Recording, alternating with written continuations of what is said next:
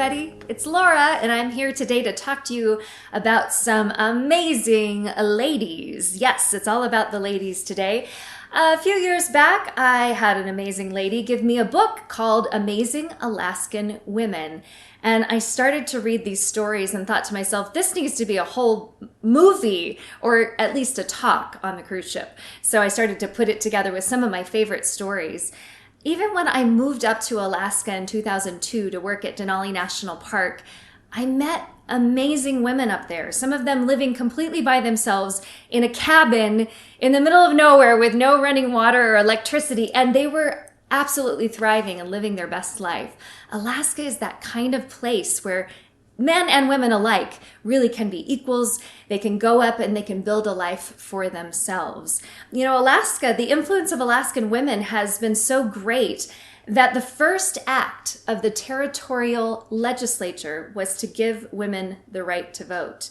And guess what? That happened 7 years before it happened in the rest of the country. And you know, we just celebrated the 100th anniversary, right, of women's right to vote in the United States. Well, it was the 107th anniversary for Alaskan women.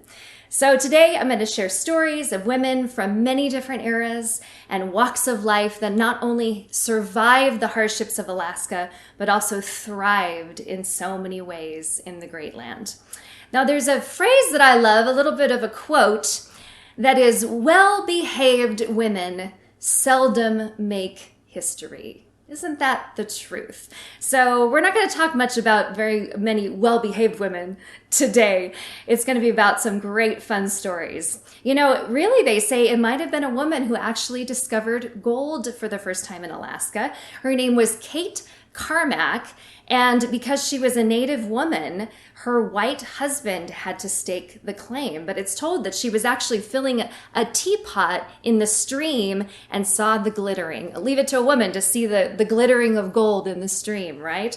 And then even going back to the Russian times, Natalia Shelikov was an integral part in helping establish and operate the Russian-American company, which was ultimately run by her husband. So very strong women very early on in Alaska. Of course, gold brought thousands of people, including women, that some of them came with their husbands or family members, but believe it or not, some of them came alone. But that gold brought a lot of people. In 1898, 8% of the people living in the Klondike Territory were actually women. Towns like Dawson City, this was about 12% were women. So back in those days, you got to say though, there were still a lot more men, right? So the men did outnumber the women quite a bit. The old joke was that if you were looking for a husband, go to Alaska. But really, the odds were good, but the goods were odd. Ugh. That's a terrible joke, sorry. You know, I guess when we think about women in the Klondike era, and especially in places like Dawson City, we think of them as can-can girls, right? Well, there were some that were in the entertainment business, so to speak, but I think they weren't all just can-can girls. I think they were can-do girls. There were a lot of them that worked as cooks, waitresses, domestic servants, seamstresses. Many started their own businesses, such as roadhouses, freighting and packing businesses, hotels and restaurants. Wealthier women arrived and invested in mines and other business ventures. Journalist Annie Hallstrong wrote in 1897 words that is true of Alaskan women today. Women have made up their minds to go to the great land, so there is no use trying to discourage them. When our fathers, husbands, and brothers decided to go, so did we. And our wills are strong and courage unfailing. We will not be drawbacks nor hindrances, and they won't have to return on our account. All right. Let's start with our first spotlighted lady.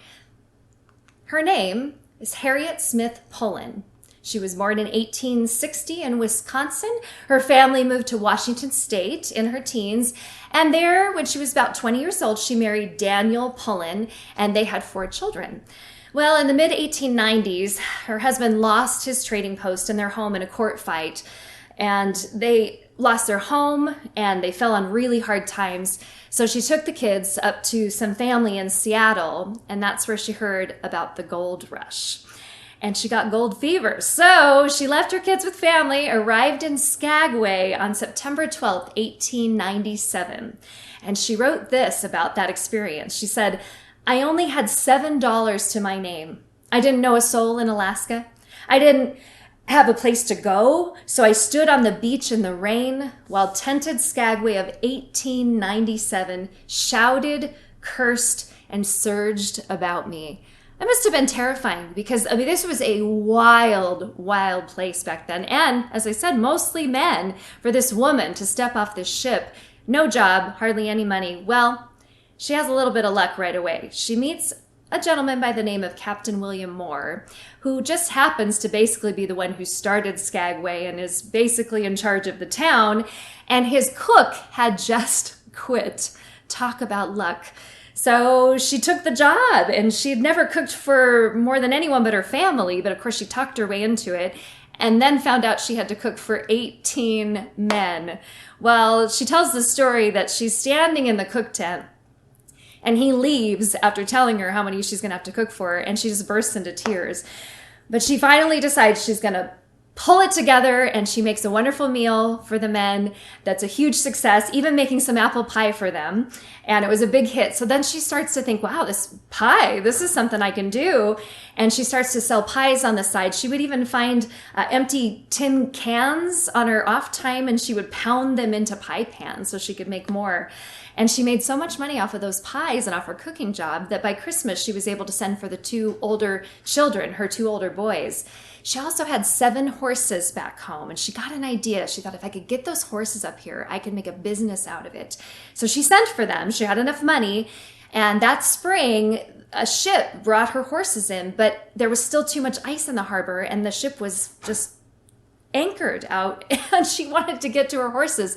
Well, she did not want to wait for them, so she took matters into her own hands. She got into her own little rowboat and went out to the water, out to the ship, and called to her horses, and they obeyed, and they got into the water and swam to shore, all 7 horses. So she quits her cooking job, and she starts a freighting business. So, all of these stampeders are having to take all of this, a ton of supplies up to where they've staked their claims or where they're planning on staking their claims. So taking all of that up with them was just, an incredible hardship.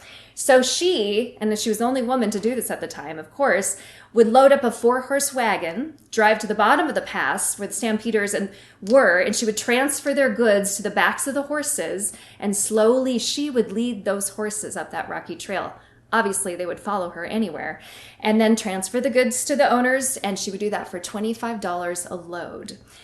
Unfortunately, 1898, construction begins on the White Pass Yukon Route Railroad, and she knows her business is about to go out of business. So she actually thinks, well, maybe I should go try to stake a claim myself. And she heads towards the gold fields in British Columbia that she just heard about. But on the way, she falls and breaks her wrist and decides, well, okay, maybe this isn't the right thing for me. Once again, Captain Moore comes into our story.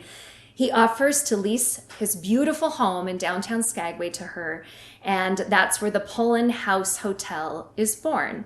Even before it was open, every single room was rented out. And within a year, she had profit enough to buy it and send for her other 2 children.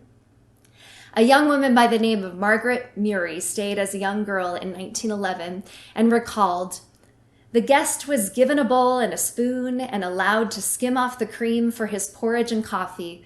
Skimming your own cream at the Pullen House in the land of no cream was a ritual talked of all over the North in those days." Even after the gold rush dwindled, the Pullen House remained a success. She was known as Ma Pullen in those days and credited with helping to develop the tourist trade, working with the streetcar owner to convince cruise ships to stop in Skagway. Well, later in her years, she would still meet every ship that docked in Skagway, riding her buggy up, pulled by her horses. She was known far and wide as Ma Pullen, and she died in 1947 at the age of 87. Author Mary Davis wrote in 1930, "For years, Harriet Pullen has been Skagway.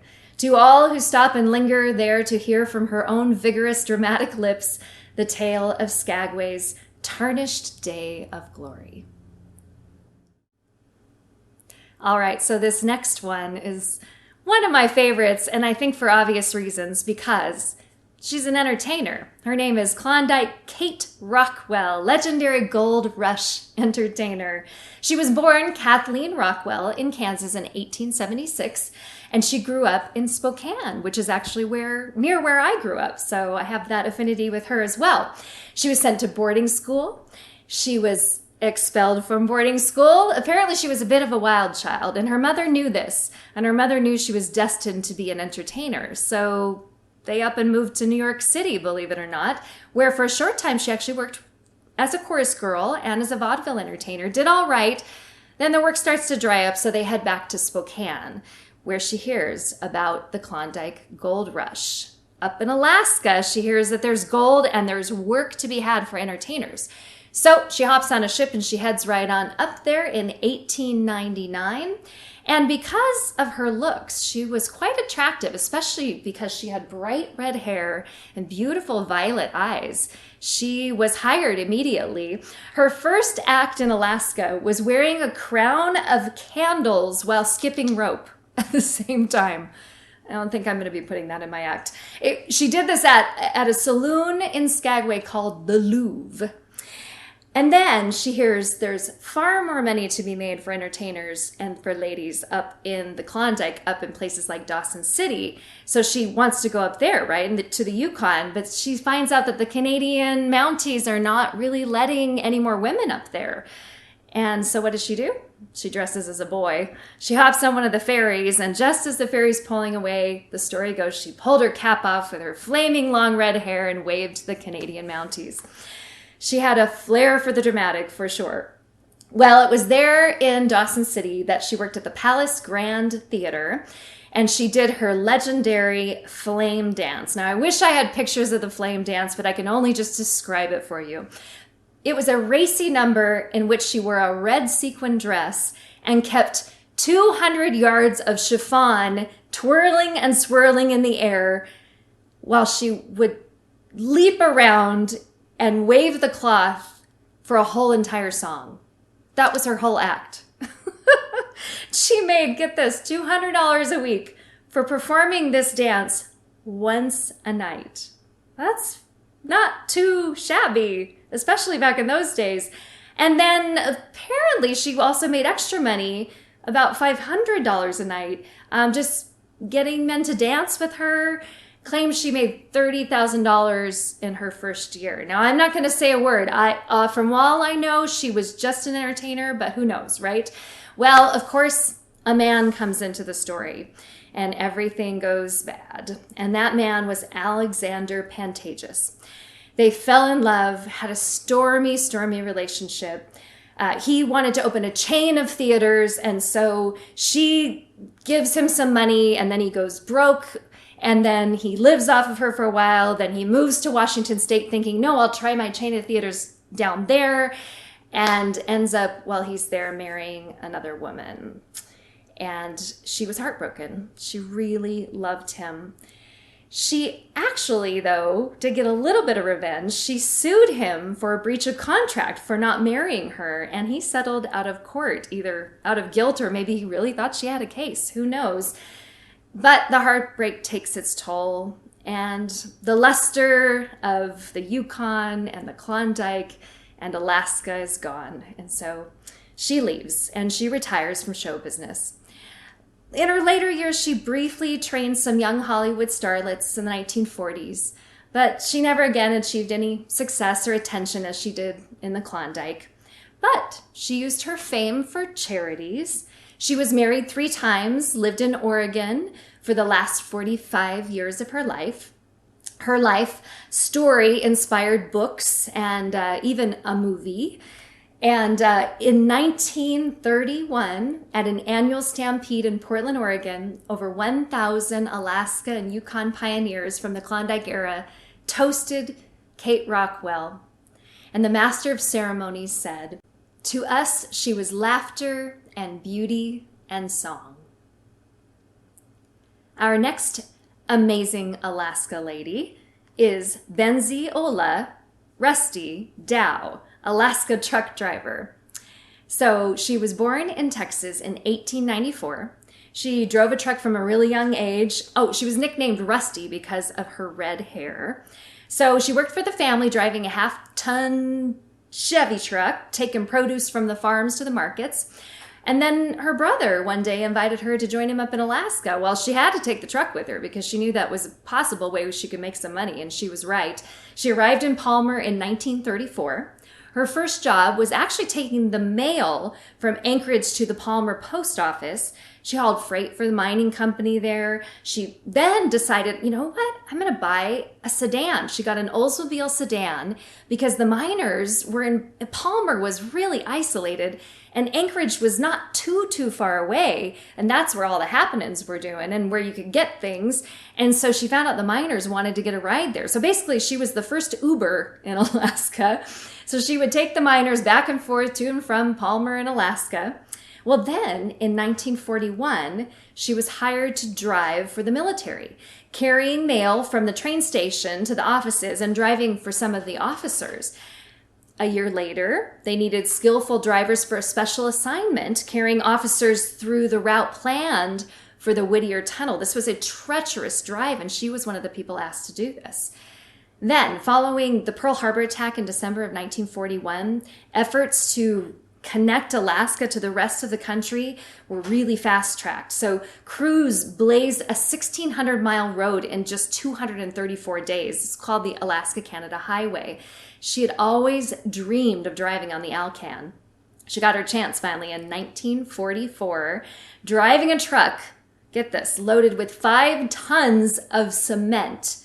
She weathered flat tires, engine troubles, and still made the trip in just 7 days. That's over 1,500 miles from Fairbanks to Dawson Creek. She made better than 200 miles a day, but with all the hardships. And she said of that beautiful highway, it should be preserved because it's a picture of what American people can do when they have to. She was the first woman truck driver in the territory, first woman to drive trucks for Alaska military, first woman to drive through the Whittier Tunnel, and the first woman to drive the newly constructed Alaska Highway. The Saturday Evening Post called her the Dean of Women War Workers in Alaska. Eventually, she retired from driving and embraced painting and homesteading with her husband, Russ. She died at the age of 95 with a bumper sticker on the wall that said, "I drove the Alaska Highway both ways, damn it." The next Alaskan woman I'd like to spotlight, an amazing, amazing woman, Elizabeth Petrovich, civil rights activist. She is truly known as the face of Alaskan civil rights and an amazing story. She was born of the Tlingit Nation and born in Petersburg in 1911, but she was orphaned at a young age and she was adopted by a Presbyterian minister and his wife and given a wonderful education. Then when she was 20 years old, she married Roy Petrovich, and he was also of the Tlingit tribe, and he was the mayor of this very small town called Claywalk for 4 terms. Well, when they had children, they decided they kind of wanted to move to a little bit bigger city to give, well, city, we're talking about Alaska, a bigger town, I should say, to give their children more opportunities. And so in 1941, they moved to Juneau, and they were shocked when they experienced extensive social and racial discrimination. They had difficulty finding housing, signs barring entry to natives at public buildings. I mean, they had come from a place where he was the mayor of the town. So they petitioned the territorial governor to ban these no natives allowed signs. The Anti-Discrimination Act was defeated by the territorial legislature in 1943, but they kept on continuing to lobby the legislators. In 1945, the Anti-Discrimination Act came up for a vote once again. Territorial Senator Alan Shattuck of Juneau said this: "Who are these people, barely out of savagery, who want to associate with us whites with 5,000 years of recorded civilization behind us?" Elizabeth's response to that: "I would not have expected that I, who am barely out of savagery, would have to remind gentlemen with 5,000 years of recorded civilization behind them of our Bill of Rights. No law will eliminate crimes, but at least you, as legislators, can assert to the world that you recognize the evil of the present situation and speak your intent to help us overcome discrimination. Whew, powerful words. Apparently, it was truly powerful. In fact, Juneau Representative Fran Ulmer said this. She talked about herself, her friends, her children, and the cruel treatment that consigned Alaskan natives to a second-class existence. She described to the Senate what it meant to be unable to buy a house in a decent neighborhood because natives aren't allowed to live there. She described how children feel when they are refused entrance into movie theaters or to see signs in shop windows that read, "No dogs or natives allowed."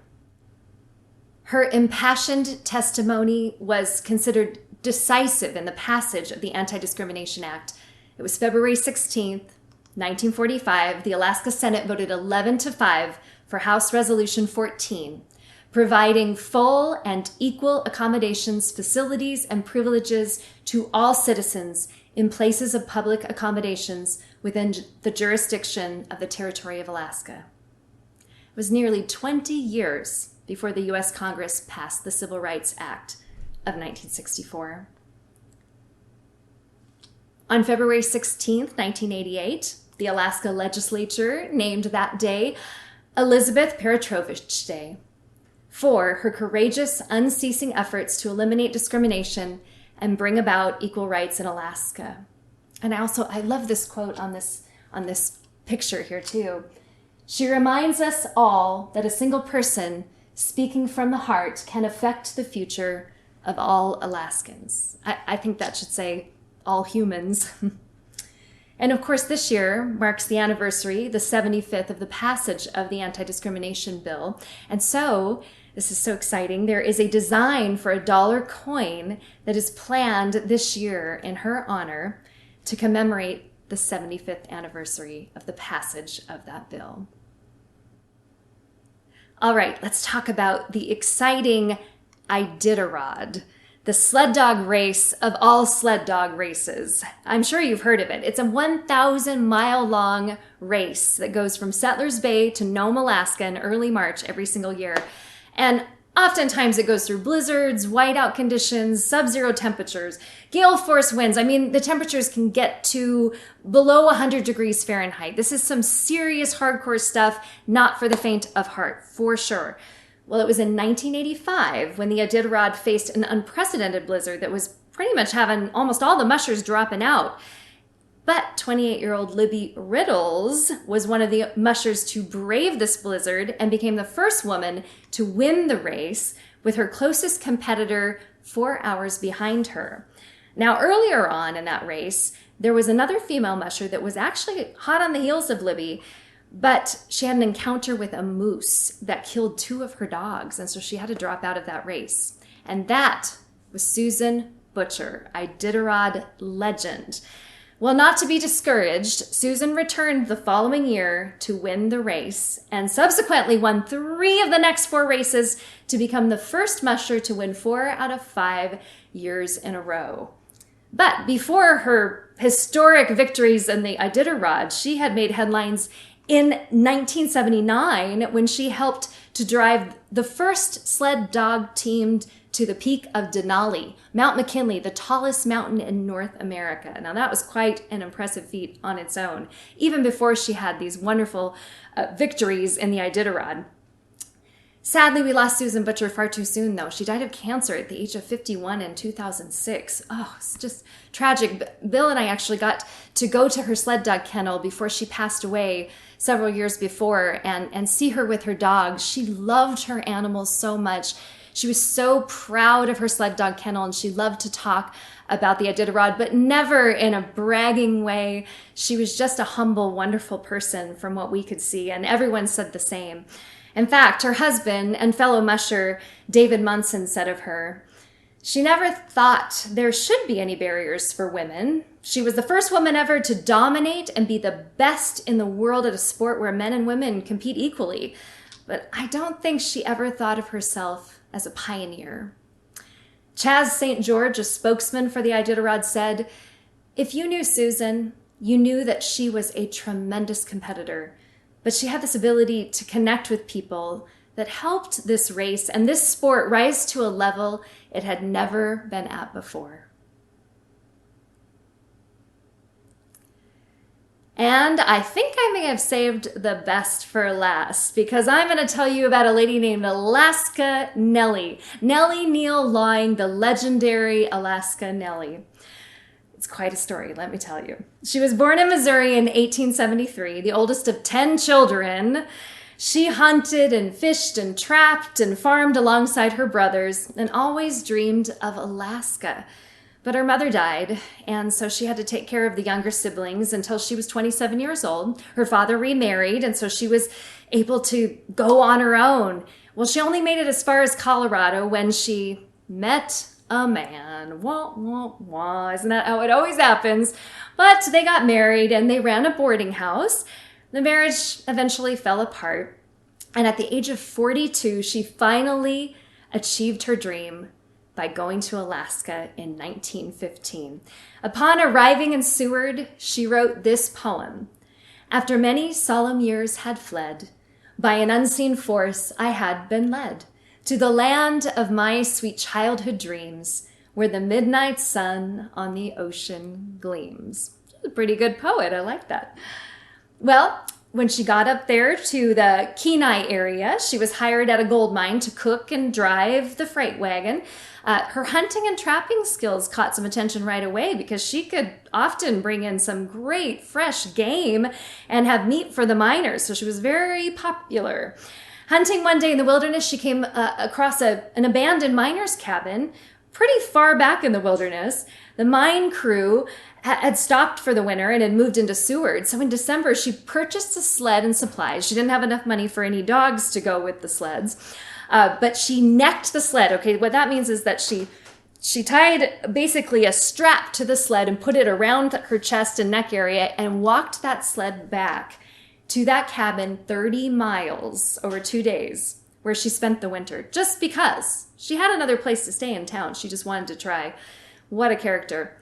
So returning to Seward in the spring, the railroad was being planned from Seward to Anchorage. So she secured a contract with the Alaska Engineering Commission to run an eating house on the line. The first woman to secure such a contract. She set up her roadhouse at mile 45, named it Grandview, charged for her meals and lodging with vouchers. She would get these vouchers, and she would then turn those into Washington, D.C. for payment. She acquired a dog sled team eventually, got enough money, and became an expert musher. And her adventure and skill soon became absolutely legendary. In fact, one great story I got to tell you. You know, they delivered the mail in these areas in the wintertime by dog sled, of course.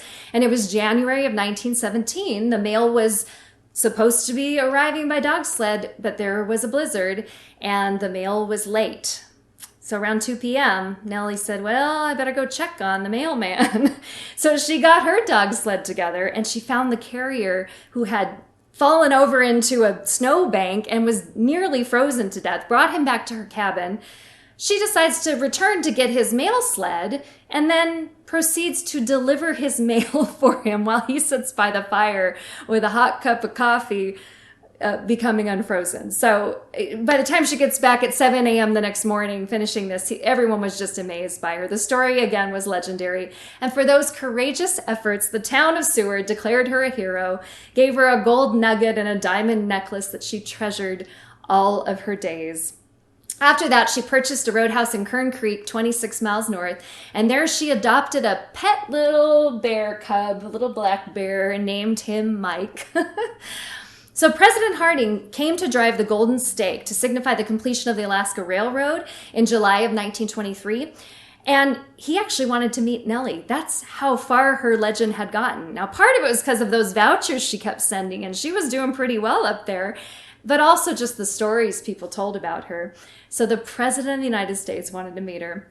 Well, she served him and his entourage in her kitchen because it was cold, and that was the warmest room. And the entourage was just appalled. They were like, you can't serve the president in your kitchen. She said, these are her words. Presidents of the United States like to be comfortable when they eat, just like everybody else. What a character. Well, she did fall in love with a construction worker named Kenneth Holden. They got engaged, but he was killed in an accident. She was heartbroken. She began corresponding with his cousin, Billy Lawing, and he finally just said, "Why don't I marry you?" in a letter to her, and she agreed. So on September 8th of 1923, they married on the stage of the Seward Theater right after the show. Well, they got an opportunity to buy a place on the Kenai Lake, a beautiful location, renaming the location Lawing after his last name, their last name, and she became the postmistress. Then, this is the part that just still boggles my mind, and I have a photograph of it. She had what she called the Wildlife Museum, and this was a tourist stop, but it was basically her trophy room. It was described by one visitor as a magnificent bedlam of Hollywood meets Alaska. Historian Doug Capra wrote of it, "Souvenirs from all over the world lay scattered on every shelf and in every corner. Moose, goat, and sheep racks competed for space with pelts of every variety. A bison head sent to her, she said, by Buffalo Bill, hung beside the skin of Bozo, an African lion that had died of old age in the Portland Zoo.